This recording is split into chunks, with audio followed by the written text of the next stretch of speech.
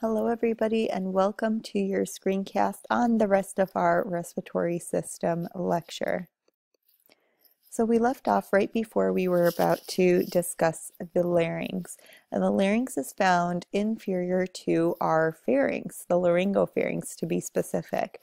And it's made up of a lot of cartilage, but we'll also see a lot of membranes and also some muscles overlying the larynx, as well as mucous membranes covering up the cartilage pieces here. So I want to draw your attention to this hyoid bone. This hyoid bone, if you remember from our skeletal lecture, is a bone that does not attach to any other bone in the body. It's going to be suspended by muscles and ligaments. And so where you would find that is right in this region over here underneath this gentleman's mandible, and we have a thyrohyoid membrane that connects it to the larynx. So this is one of the largest, I shouldn't say one of the, it is the largest piece of cartilage that we're going to find within the larynx, and that's our thyroid cartilage. And another piece right below it is called the cricoid cartilage. Posteriorly, we'll also find little other pieces of cartilage. So we're going to talk our way through all of these different components of the larynx, as well as our vocal folds. So we have actually two folds here. So this is our false or vestibular vocal cord or fold, and the one below it is our true vocal cord, or it's also known as your ventricular fold. So a little bit more about our larynx. So this is a sagittal cut through the head and neck, and this is our larynx in this region over here. So our larynx is also known as the voice box, and it is going to extend from our third cervical vertebrae to our sixth cervical vertebrae. So here's atlas, C1, here's axis, C2, so here's C3, and it's at the very top of this cartilage piece called the epiglottis. So that's C3, C4, and C6, and that's about the point of where we see the vocal folds and the bottom of our cricoid cartilage here. So the end of the larynx. We also mentioned that it's going to connect to the hyoid bone. In this picture here is your hyoid bone. And we also have openings to the laryngopharynx. There's my laryngopharynx in green, and it is going to be continuous with our trachea below. So you can kind of see these ridges in here that are a part of the trachea. So the main functions of our larynx is to have a patent airway, to have routes for air and food into proper channels, and also have voice production. And in order to do that, we are going to house our vocal folds. So here we see all of the different hyaline cartilage pieces except for our epiglottis. And so let's go through those cartilage names. We've already kind of mentioned your thyroid cartilage. This is what most people know as your Adam's apple. And the part that sticks out as your Adam's apple is this laryngeal prominence. So this area right in here is the laryngeal prominence. And you'll see that it's kind of shield shaped. All of the anterior portion is all cartilage. But if we look at it posteriorly, I'm going to flip to this picture real quick, it is open posteriorly. If we go back to an anterior view again, we could see our cricoid cartilage here. And this is completely enclosed. So we say that it's ring-shaped, or I like to think of it as it being a class ring, because anteriorly, so if you look at the anterior surface of your hand, our ring is going to be more narrow, whereas if we look at it posteriorly, that cricoid cartilage is much thicker and larger. So you would be looking at the back of your hand and how that ring would look like there. So the other pieces of cartilage are going to be much smaller, and if you were to look at this in a human or in a cadaver, you would see that it is covered with mucous membrane. So you would get a little bit different view of these. So the first one is your arytenoid cartilage, And sitting on top of that is going to be your corniculate cartilages. And then we have your, before we get into epiglottis, your cuneiform cartilages. They're actually up in space within the mucous membrane. So they're not pictured here, but we would find them in this region, and I'll point it out in some other pictures soon. So, and lastly, we have this leaf-like epiglottis that is made up of elastic cartilage. Remember that this is going to be the piece of cartilage that folds down to cover the larynx so that food and water do not go down into your trachea and into your lungs. So this is the look that you're going to see with it covered with the mucous membranes. So down here we see your corniculate tubercle, or corniculate cartilage is in here, and that was sitting on top of the arytenoid cartilages that are covered up with muscle right here. And then if we look right above that, these little tubercles here, these bumps, this is the cuneiform cartilage in there. And then we would have a airy epiglottic fold that goes up to the epiglottis and just covers everything in this region. So this is a great picture of your cricoid cartilage showing that continuous ring that it creates. This would be the anterior side here, and this would be posterior. And this is just another view showing how your epiglottis is going to fold down to cover the larynx during swallowing. And something interesting is that it is covered with taste buds within its mucosa, so we can actually have a little bit of a sense of taste here. If we look in the larynx, we are going to be able to see our vocal cords, and your vocal cords are going to have within the true vocal cords, that is. So that's more of this white tissue in this picture. And let me see, this right in here would be your true vocal folds in this one, in which is in the open position. And we're going to have some vocal ligaments in here that will be the core of our vocal folds. It is covered up by the mucosa in this region, and we are also going to see that it's going to attach to the arytenoid cartilages. So the arytenoid cartilages would be in this region over here, a little further down than where my mouse is.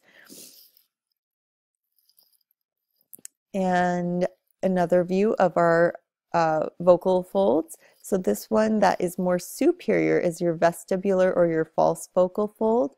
Again, the one below it is your true or ventricular fold. So I always think of these as being in alphabetical order. F comes before T.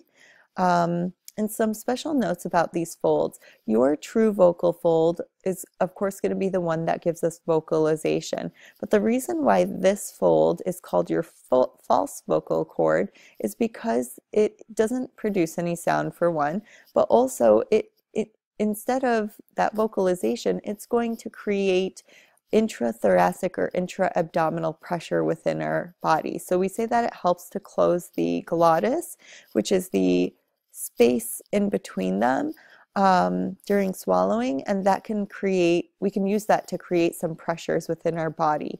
Why would we need those pressures? For things like going to the bathroom or giving childbirth. And this is just another view. It is a frontal or coronal cut through the larynx. So this is what we call the vestibule of the larynx with the epiglottis on top. And then these folds here, this one and this one, would be our false vocal fold with the glottis in the middle. And then this in here are your true vocal folds. And you could see that we have some muscle surrounding the true so that it can help control the way we move those folds in order to change the pitch within our voice and loudness and things like that. So below that area, we also have our infraglottic space. And then this is one of my favorite videos to play for you guys, so you could see the movement of everything. Before we watch this, I want to orientate you a little bit. So this right in here, which you'll see moving just a little, is the epiglottis. The white here are your true vocal folds, with the pink on the side being your false vocal folds. And this would be that cuneiform cartilage here, corniculate cartilage is down here, and back in here, which we don't see pictured, would be where your arytenoid cartilages are.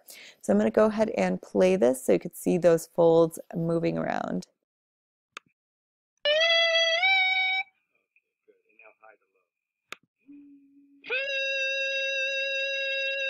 Now give me a singing.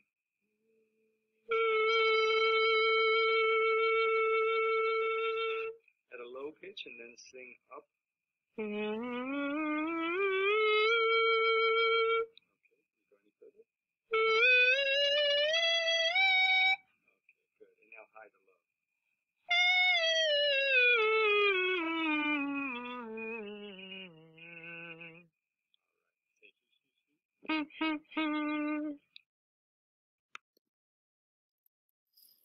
So here's just another view of how those vocal cords are moving. I know I'm giving you multiple examples and illustrations here. I just think this is such a cool thing within our body. So right here you could see those arytenoid cartilages, and when we open up the glottis in order to breathe, we are going to pull the vocal fold open, and I am just noticing here that this isn't necessarily lined up correctly as far as the labeling. So this back in here is going to be your cricoid cartilage, this purple ring going around, and these string-like structures are representing your vocal folds. So just so you're aware, this is not your vocal fold here, and this is your thyroid cartilage. So when we're breathing, we have this nice and open, and when we speak, we want to move those arytenoids in order to pull those folds in so that it kind of changes the air that is moving through our glottis, and that'll change the sound that comes out. We'll also change it by changing the tension on these vocal folds as well. So you can kind of see that in this picture. Okay, on to the trachea. The trachea is also known as the windpipe, and it's made up of about 15 to 20 hyaline cartilage C-shaped rings that are open posteriorly. So you can see here anteriorly, they're nice and close, and I like this cross section image because you see the C-shaped ring here.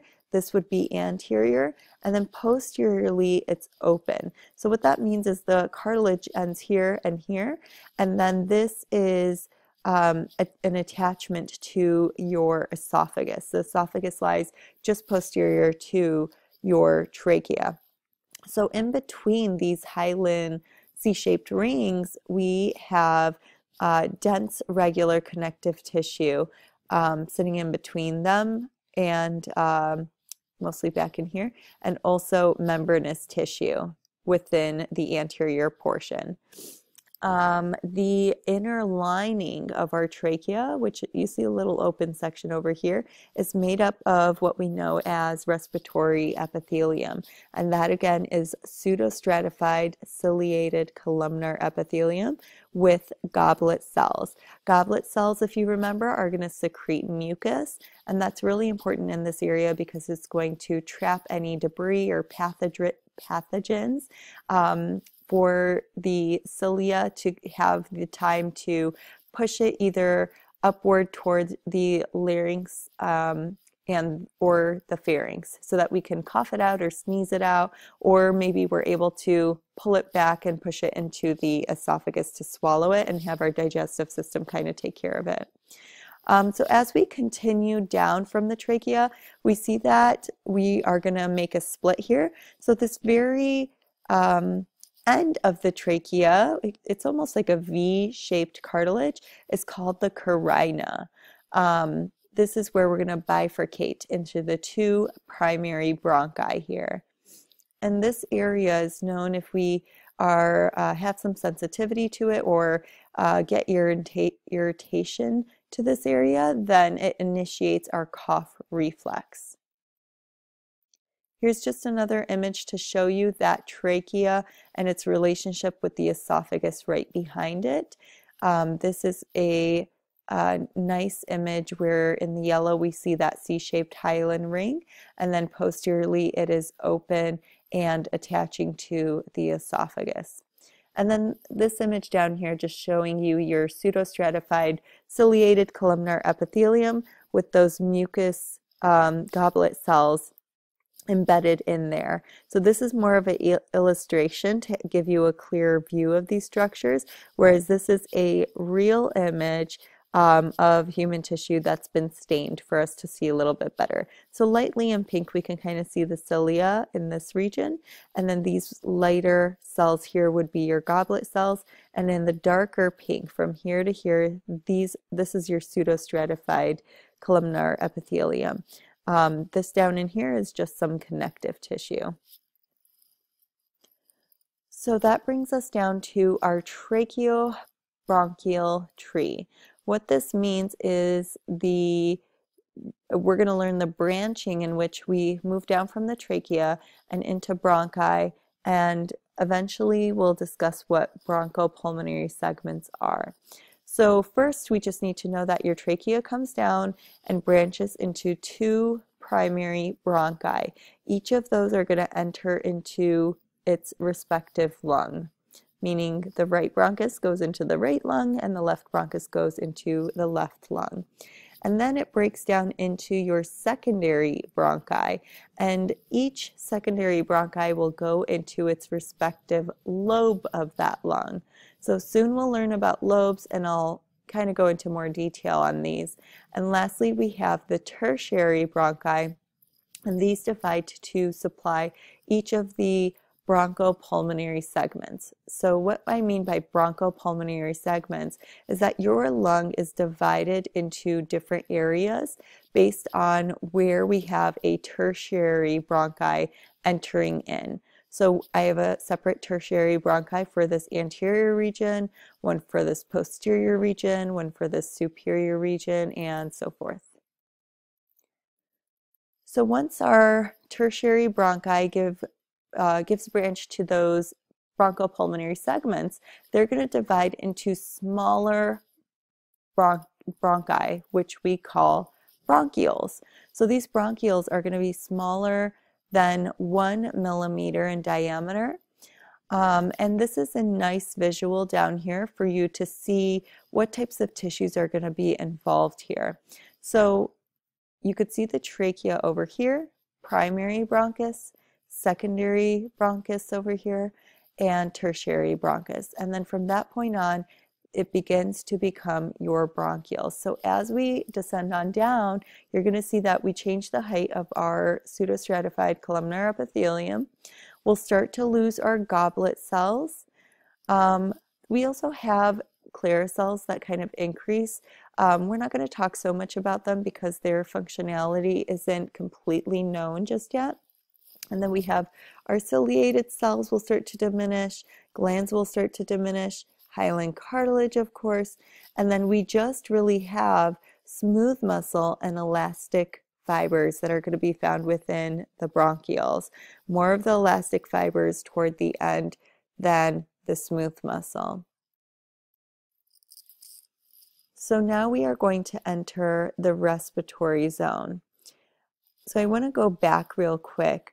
Our tertiary bronchi, we said, gives rise to our bronchioles, and the very last part of those bronchioles is termed terminal bronchioles. At this stage, the air that we're bringing in is only ventilation, meaning there's no gas exchange taking place yet.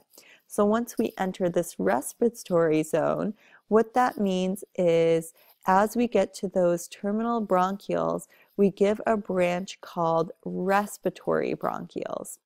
So at the respiratory bronchioles, we can now allow some gas exchange to take place. These respiratory bronchioles are going to have a few alveoli, which the alveoli are the air sacs here. And we need to be in that area of the alveoli in order to allow gas exchange to take place. So from the respiratory bronchioles, we are going to see the alveolar ducts arise from there. And from the alveolar ducts, we get our alveolar sacs. So you should know these structures in order as we descend down into the lungs, starting from the trachea down to the primary bronchi, secondary bronchi, tertiary bronchi, bronchioles, terminal bronchioles, respiratory bronchioles, alveolar duct, and alveolar sacs. So the alveolar sacs are going to have about 2 to 3 alveoli at their end. Remember, we won't have any cilia here, but we'll have some debris that will be removed by macrophages, and the macrophages will move it to any lymphatics that are found nearby or into the terminal bronchioles to get rid of them.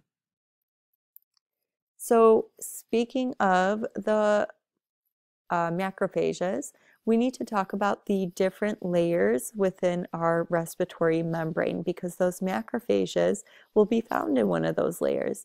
So the image you're looking at here is one of the alveoli. So here is our air sac, okay? And we're going to have 4 major layers that makes up our respiratory membrane. What our respiratory membrane is this wall between the air sac and our capillary. What do we need to go through in order to get oxygen from our air sac into our blood? Okay, so our first layer is going to have a liquid layer of surfactant, and this lines the entire alveolus, as you can see in this picture, this blue line. This is going to be a phospholipid, and its main function is to lower the surface tension in the alveolus. If we did not have this in place, then the alveolus would collapse and we would not be able to bring air into that air sac. So very important function. Next, we have our second layer here.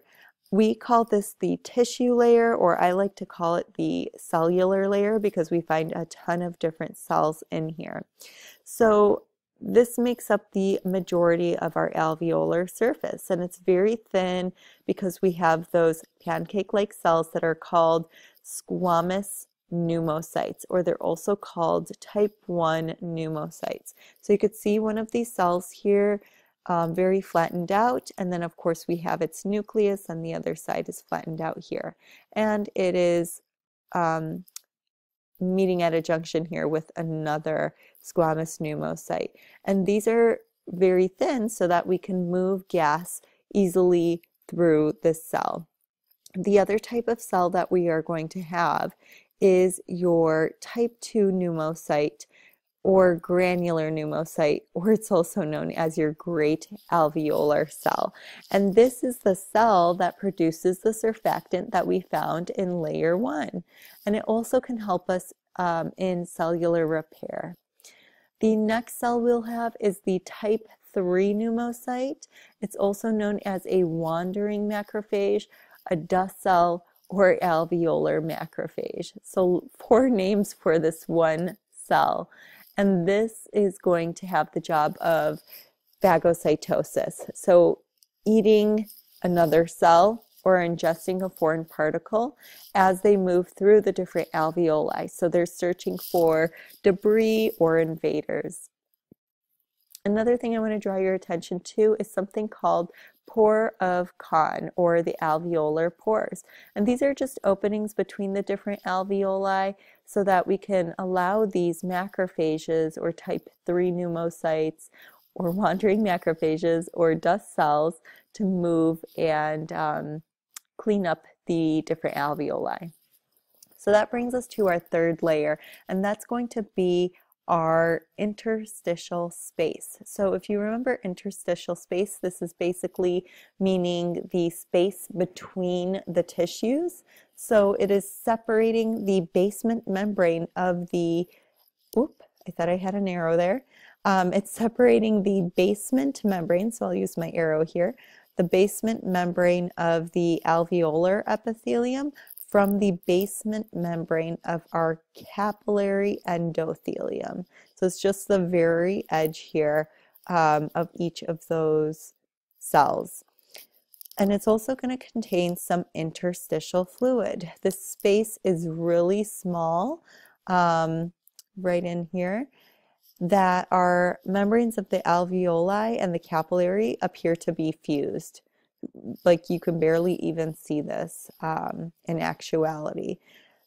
In the instance in which we get too much fluid into this space, we would call that interstitial edema, and it would separate it, making this gap larger in here, so it would be more difficult to move the oxygen from the air sacs into the blood, or the carbon dioxide from the blood and the waste products here into our alveolus in order for us to breathe that out. And that brings us to our fourth and final layer, and that is going to be our capillary endothelium, and that contains the capillary blood and red blood cells. So just a quick little overview again. Our first layer has that surfactant within it to keep our air sacs nice and open. Our second layer is our tissue layer that contains all of those wonderful cells, the alveolar epithelium, or our type 1 pneumocytes, the type 2 pneumocytes, the type 3 pneumocytes. And then we have our interstitial space found at the number 3. And lastly, our endothelial layer of our capillary at the number 4. So now let's talk about our lungs and the structure of our lungs. They are the principal organs of respiration. So at the very top, we have the pointed area serving as the apex, and the base would be the inferior portion that is more broad. If we, I thought I had another marker here. We're going to talk about these other structures in the coming slides, so hang on to those. So if we look at a medial view of the lung, we would find this location where we have a lot of structures entering and exiting the lung, and this we are going to call the hilus or the hilum. And this contains, so let me take a step back. The hilus or the hilum is a location. And in this location, we find the root of the lung. So what is the root of the lung? The root of the lung has our vascular and bronchial attachment to our mediastinum. So all of the structures that are entering or leaving our lung at the hilus collectively is found here at the root of the lung. So what are these actual structures? We have one pulmonary artery. We know that our pulmonary artery is going to leave the pulmonary trunk off of the heart. That will bring deoxygenated blood from the heart to the lung. And then we have two pulmonary veins. They are responsible to carry the oxygenated blood from the lung back to the heart, specifically at the left atrium. And we also have one primary bronchus, which is a branch of the trachea and will allow the air to come into the lungs. Note that our lungs are going to be perfused by two circulations. So we have the pulmonary circulation, which we already discussed when we talked about the heart and how blood is carried through the pulmonary artery into the lungs and back through the veins. Whereas bronchial circulation is how the lungs themselves get blood supply and how we bring the deoxygenated blood out of the lungs and back to essentially the heart. So here's a look at our right lung. Our right lung is going to have three lobes. So here you see your superior lobe, or in certain anatomy textbooks they call this the upper lobe. We also have the middle lobe and an inferior lobe, or also known as your lower lobe. Now these lobes are separated by fissures.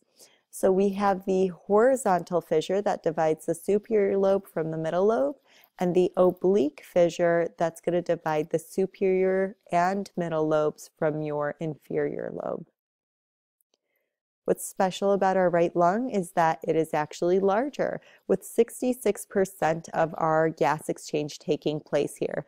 This makes sense because we have our heart over on the left side of our body. So that leaves less room for our left lung. So our left lung only has two lobes, an upper or superior lobe and an inferior or lower lobe. And that just has one fissure, the oblique fissure, that divides the superior lobe from the inferior lobe. Remember that oblique means diagonal. So this is always going to be the fissure that is diagonal. We also can see a cardiac notch on, over here, on our left lung, and this is a concavity of our heart to fit into. Another special feature of our left lung is this little tongue-like structure called the lingula. Lingula means tongue, so we're going to find this on the superior lobe, and it will hang over the apex of the heart.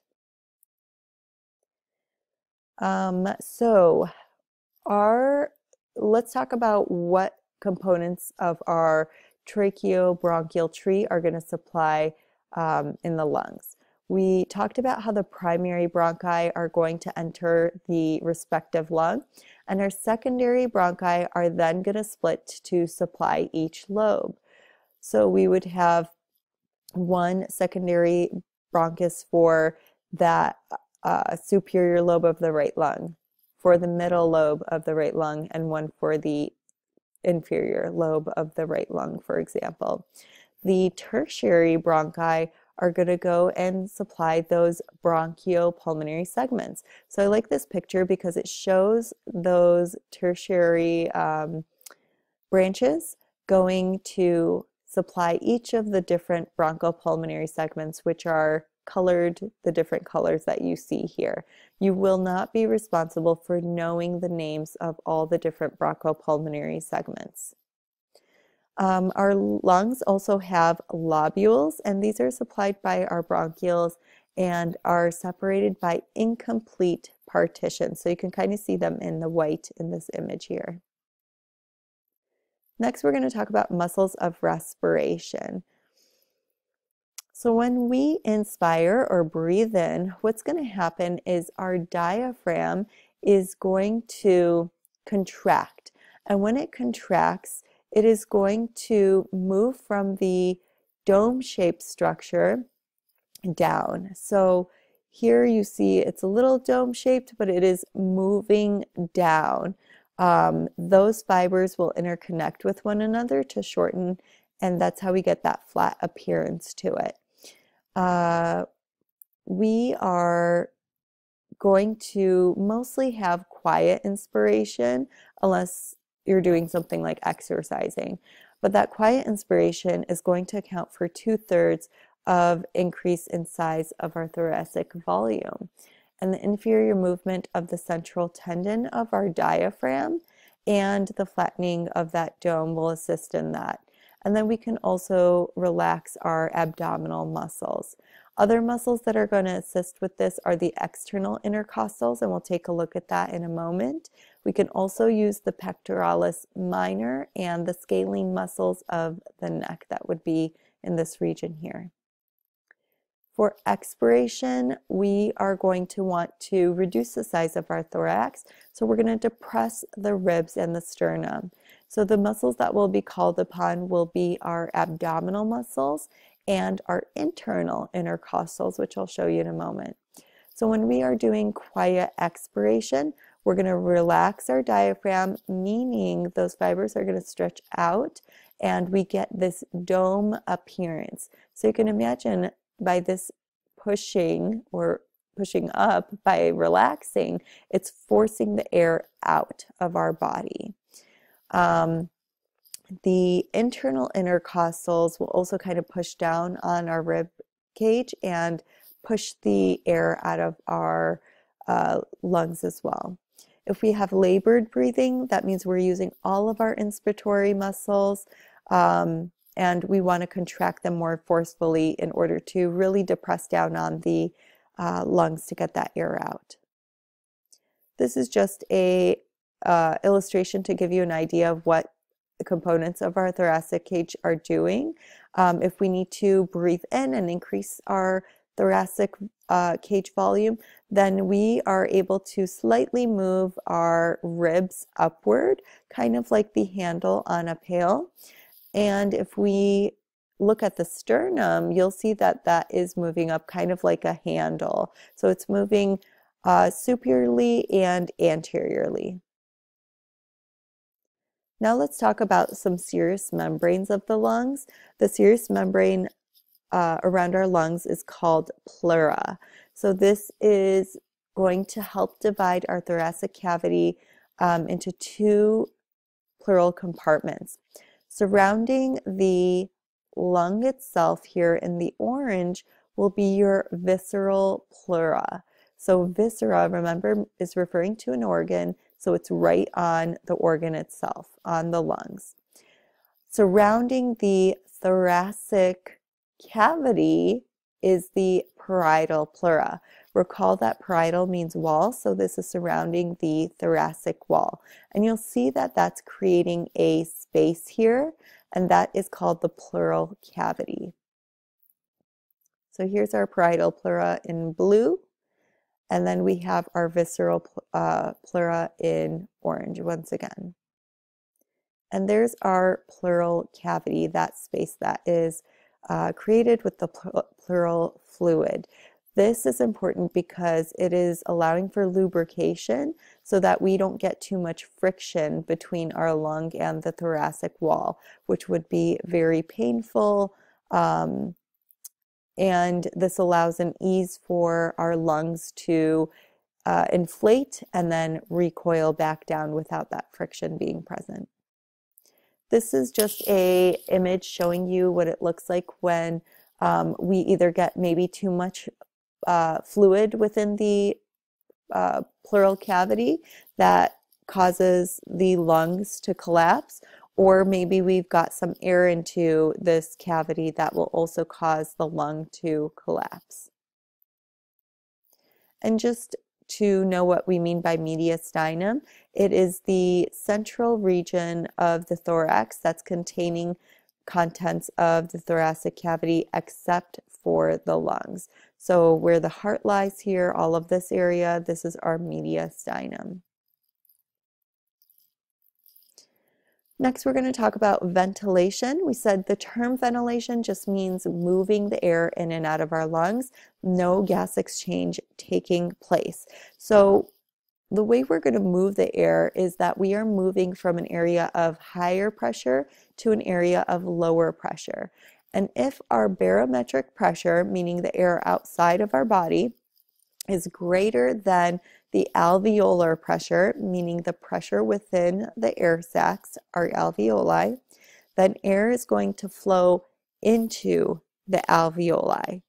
If our diaphragm contracts, like we see in the image here on the left, then the size of our alveoli are going to increase. So you could think of, if our diaphragm is contracting, it's moving down, so it's pulling the air down into our lungs, and we would have to increase our thoracic volume, which means we're moving air into our alveoli, hopefully, and so the size is going to increase. So I wanted to share with you Boyles' Law here in order to understand this a little bit better. Boyles' Law explains the relationship between pressure and volume of a gas. Gases are always going to fill up a container. It doesn't matter what size it is. These molecules of gas are always going to bounce around and fill it up. And so we have now know through this law that if we are going to have a large volume, then we are going to have less pressure, because now these molecules aren't going to be bouncing into each other as much, and so the pressure in here will be decreased. Whereas if we reduce the volume of an area, that means these molecules have less space now. So now they're bouncing around and increasing the pressure within this area. So they have an inverse relationship to one another. So let's take a look at the pressure changes inside an alveolus. So we're going to call that intra-alveolar pressure. So at the end of expiration, Our intra-alveolar pressure, so we're looking right in here, is going to be equal at 0 to our barometric pressure, meaning the pressure outside our body. So there's no air moving here. During inspiration, what happens is we are going to increase our thoracic volume. So you could kind of see the arrows pushing out to represent that. And we will get an increase within our alveolar volume. So remember, we have an inverse relationship here. So as we get an increase in this alveolar volume, we're going to get a decrease in the intra-alveolar pressure. And so now we get a pressure of -1 here compared to our barometric pressure of 0. So air is moving in at this point.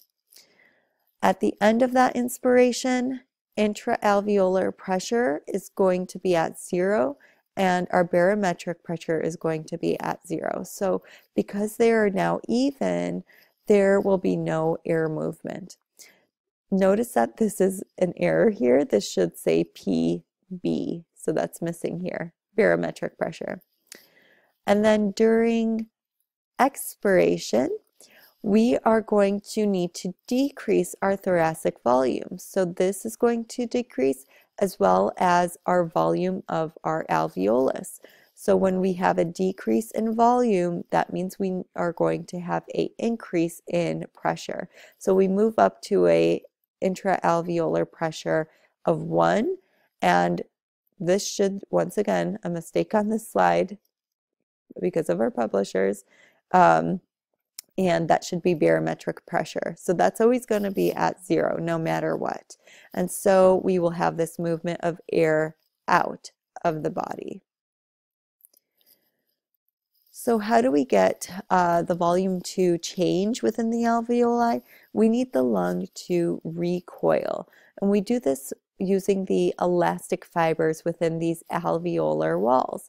We can also use the surface tension or lack of surface tension, our surfactant, to assist us in that as well.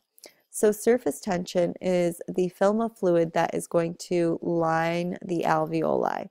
So where water is interfacing the air, we get polar water molecules that are attracted to one another and will want to pull one side into the other. So that would make this alveolus collapse.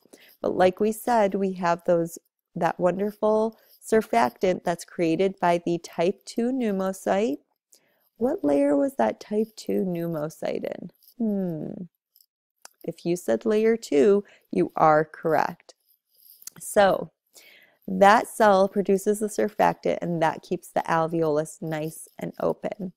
Now, babies who are not able to produce surfactant need to be given it artificially in order for their alveoli to stay nice and open, for them to bring in the oxygen and give it to their tissues eventually.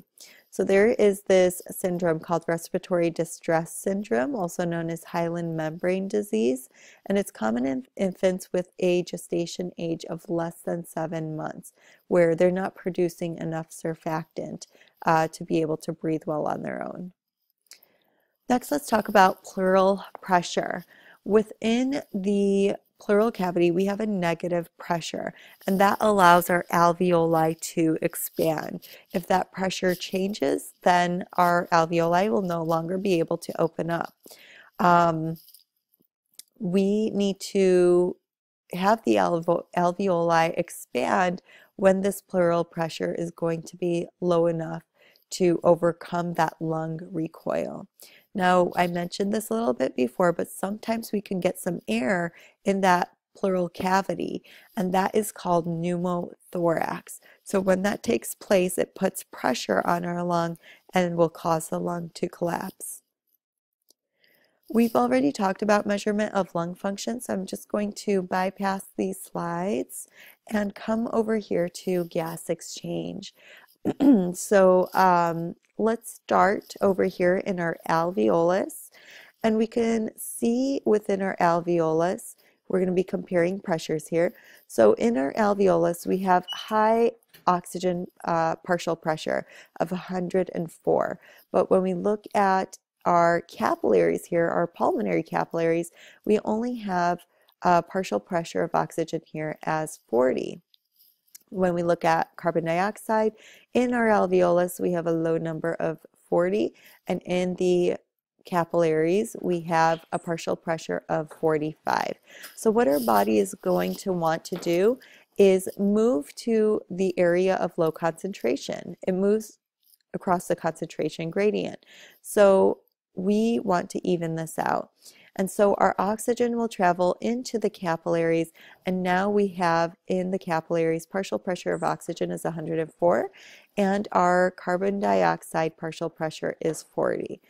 So as we are moving through our pulmonary veins, we are going to see that, that the oxygen partial pressure is going to drop, because what happens is this blood starts to mix in with the deoxygenated blood that we are draining from the bronchi and the bronchioles themselves.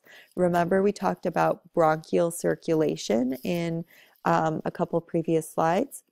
So that's what we're referring to, is draining the lungs themselves, that blood from the lungs themselves. So then we travel back to that left atrium and we pump that blood through the heart, and we can now leave the heart and we reach our tissue where we want to give off oxygen. So this is another mistake. I'm sorry, there's two in this chapter, but this should say partial pressure of oxygen, not carbon dioxide. And so that is set at 95.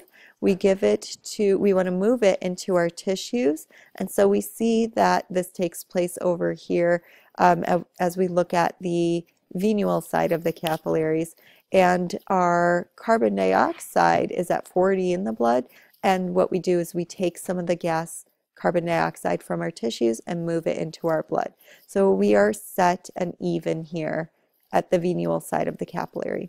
That then travels back to the heart at the right atrium, and the whole cycle takes place over again. When we need to modify our respiration, there's a couple different ways in which we can do this, and I didn't want to dive into too many details here, but we're going to be able to use our higher brain centers. Things that will affect it is our speech, our emotions, voluntary control of breathing, and action potentials within our motor pathways. Also, our medullary area, the medulla oblongata, will have special chemoreceptors that are keeping an eye on our pH and carbon dioxide levels. So if we see that we have a decrease in pH or an increase in carbon dioxide, that will trigger our medulla oblongata to cause some changes. We also have our carotid and aortic body chemoreceptors that are not only keeping an eye on the pH and carbon dioxide, but they're also monitoring our oxygen levels. So anytime they see a shift, they will cause a change. And we're going to talk about some of these changes in a moment. We also have a hearing Brewer, I'm not even sure if I'm pronouncing that right, Brewer reflex, in which we have in our lungs some stretch receptors so that we don't overinflate our lungs, and will reduce respiration if necessary. We also have the proprioceptors within our muscles and joints.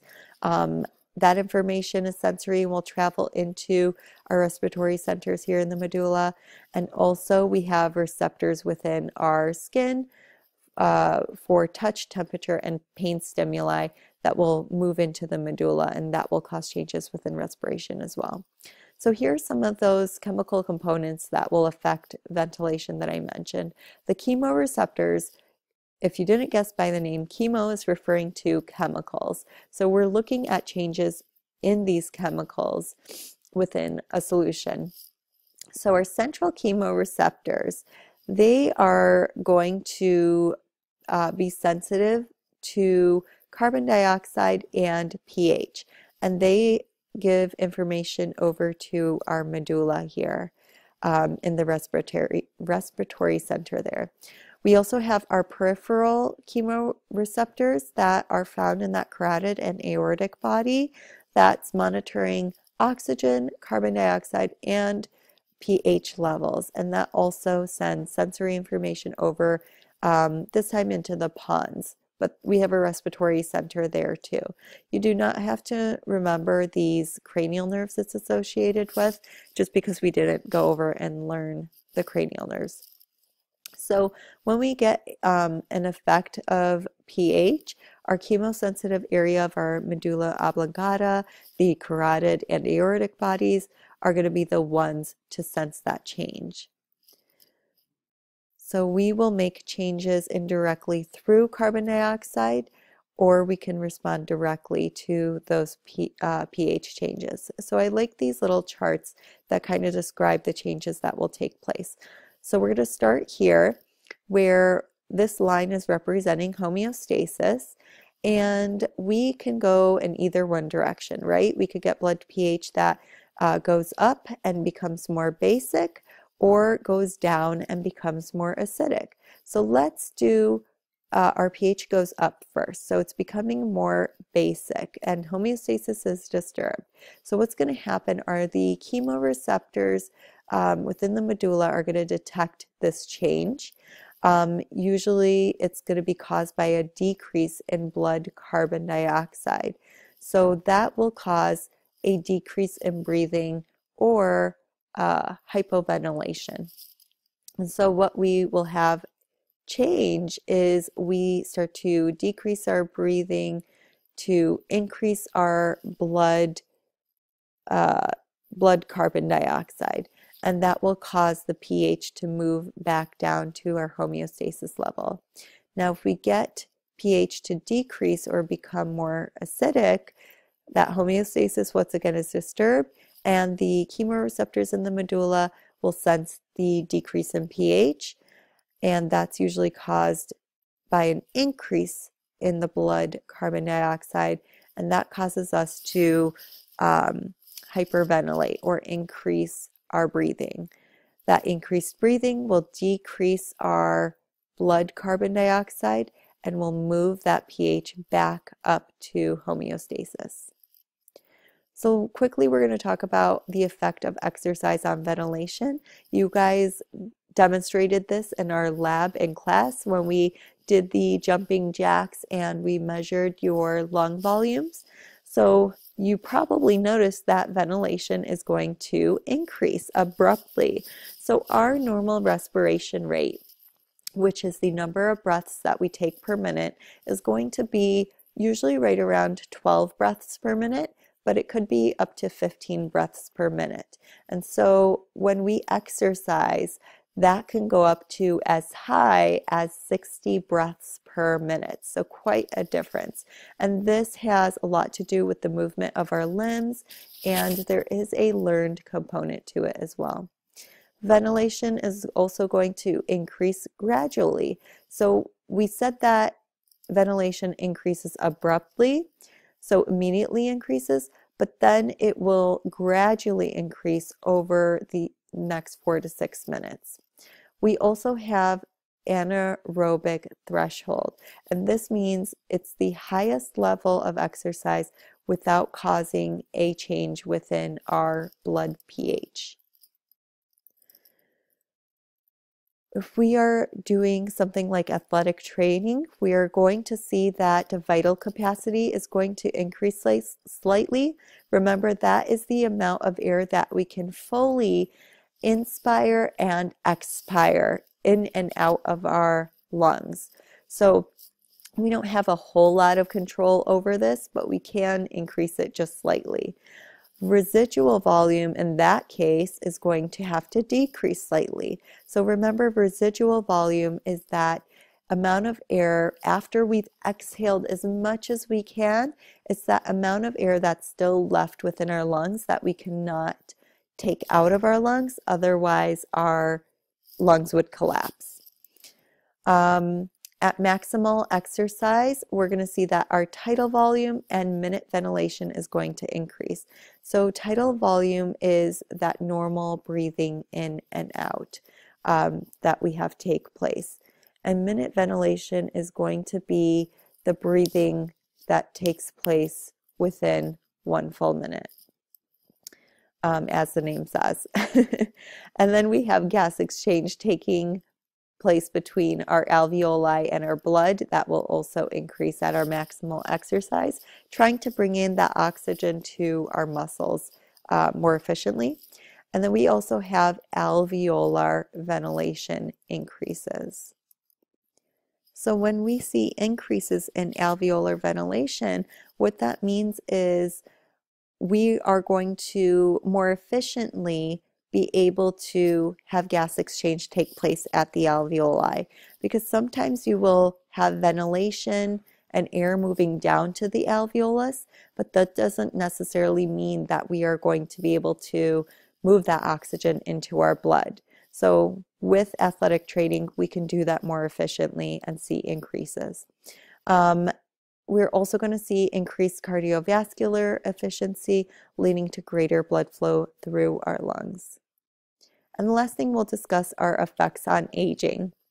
It's pretty sad, but at the age of 35 or after the age of 35, we are going to start to see your respiratory system decline.